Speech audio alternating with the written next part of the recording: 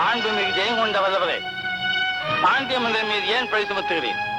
இதோ நானே வந்து விட்டேன். புரட்சி புலவர் எங்கே, புரட்சி புலவர் எங்கே? நீ என் உயிர் எடுப்பியே, அது இருக்கார் பார்.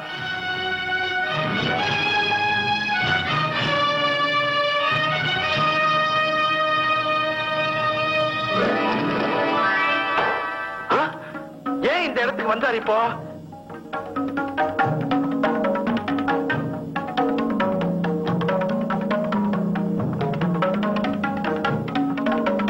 ஜெயங்கொண்ட வல்லவரே, சத்தியத்தின் குரல் ஒலிக்க ஆரம்பித்து விட்டால் பஞ்சகரை நெஞ்சு நடுங்கத்தான் செய்யும். என்னை சிறைபிடிக்க இவ்வளவு அவசரப்படுகிறீரே, அப்படி நான் என்ன குற்றம் செய்தேன்? ஒன்றா இரண்டா?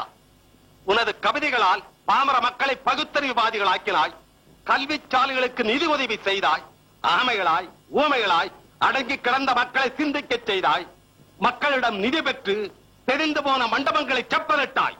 அதனால் எங்களுக்கு சேர வேண்டிய புகழையெல்லாம் நீ ஒருவனே அபகரித்துக் கொண்டாய்.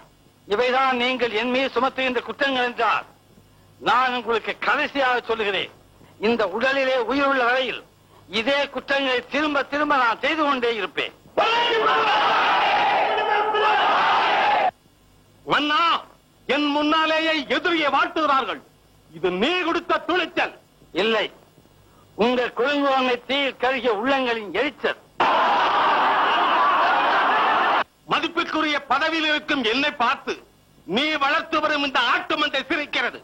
ஆட்டு மந்தையில் வல்லவரே, நாட்டு மக்கள் தான் சிரிக்கிறார்கள், சத்தியத்தை சந்திக்க நடுங்கும் ஒரு கோழையை பார்த்து. இப்போது உன்னை பார்த்து சிரிக்கப் போகிறத பார் இரும்பு சங்கிலி. வீரர்களே, இவனை கைது செய்யுங்கள். இப்போதாவது புரிகிறதா? நீதியும் நியாயமும் தர்மமும் என் பக்கம், இந்த நாட்டு மக்கள் அனைவரும் என் பக்கம். ஏன், உங்கள் நாட்டு மக்கள் கூட என் மீது உயிரை வைத்திருக்கிறார்கள். நான் தப்பி வருவதற்கு அவர்கள்தான் எனக்கு துணை புரிந்தார்கள். என்ன தேடுகிறாய்?